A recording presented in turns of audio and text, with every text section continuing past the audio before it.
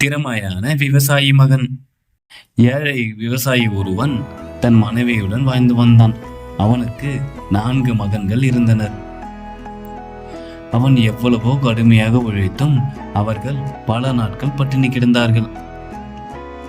ஒரு நாள் இரவு அவனுடைய மகன்கள் தூங்கிக் கொண்டிருந்தனர். அவன் மனைவி அவனிடமோ, நாம் எவ்வளவு காலம் துன்பப்படுவது? வயிறார உண்டு எத்தனை நாட்கள் ஆகிறது? நம் மகன்களை காட்டில் விட்டு விட்டு வந்து விடுங்கள். இருப்பதை கொண்டு நாம் மகிழ்ச்சியாக வாழலாம் என்றாள். நீ சொன்னபடியே செய்கிறேன். நாளை அவர்களுக்கு உணவு சமைத்து வை என்றான் அவன். கடைசி மகனான தேவா அவர்கள் பேசுவதை கேட்டுக்கொண்டிருந்தான். விடியற் காலையில் எல்லோருக்கும் முன்னெழுந்தான் அவன்.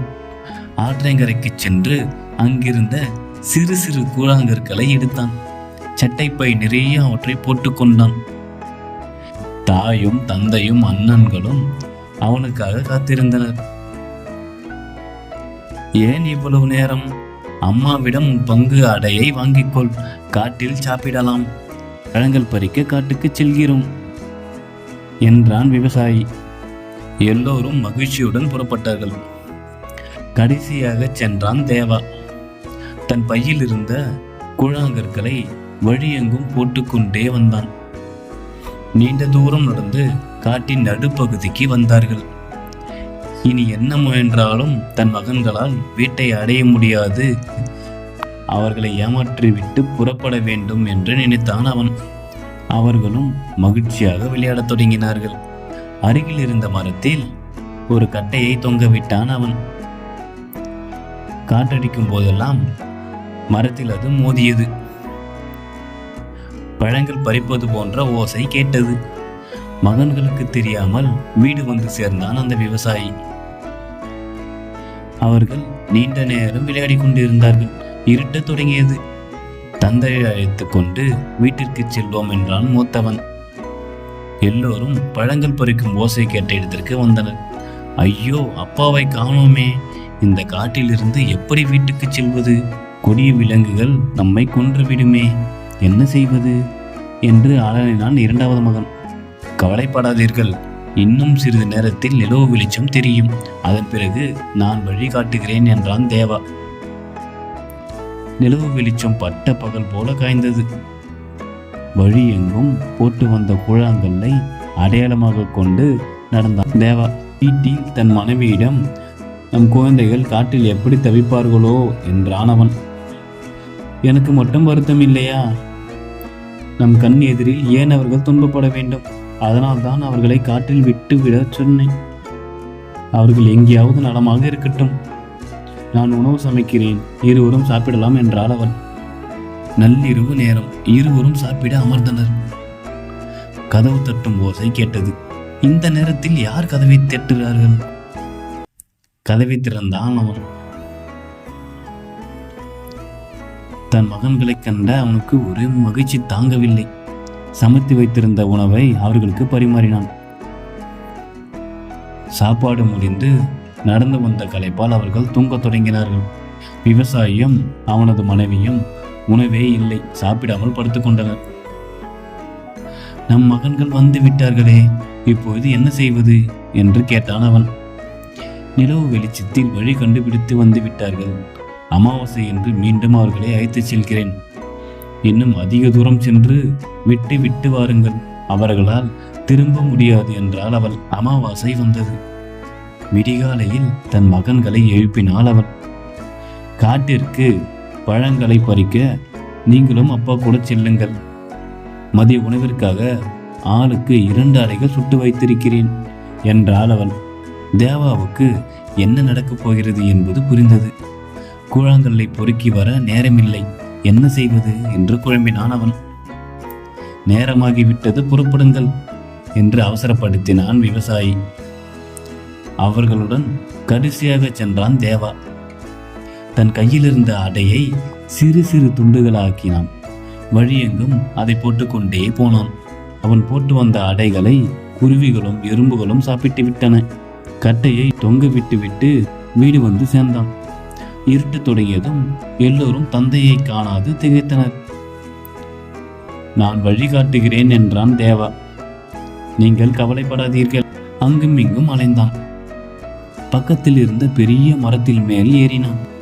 தொலைவில் விளக்கு வெளிச்சம் தெரிவதை பார்த்தான். கீழே இறங்கிய அவன், அண்ணன்களே, சிறிது தொலைவில் வெளிச்சம் தெரிகிறது. கண்டிப்பாக அங்கே வீடு இருக்க வேண்டும். நாம் அங்கே சென்று இன்றிரவு தங்குவோம் என்றான். எல்லோரும் வெளிச்சம் வந்த இடத்தை நோக்கி நடந்தார்கள். அவர்களுக்கு கண்களுக்கு பெரிய வீடு தெரிந்தது. அது ஒரு அரக்கனின் வீடு.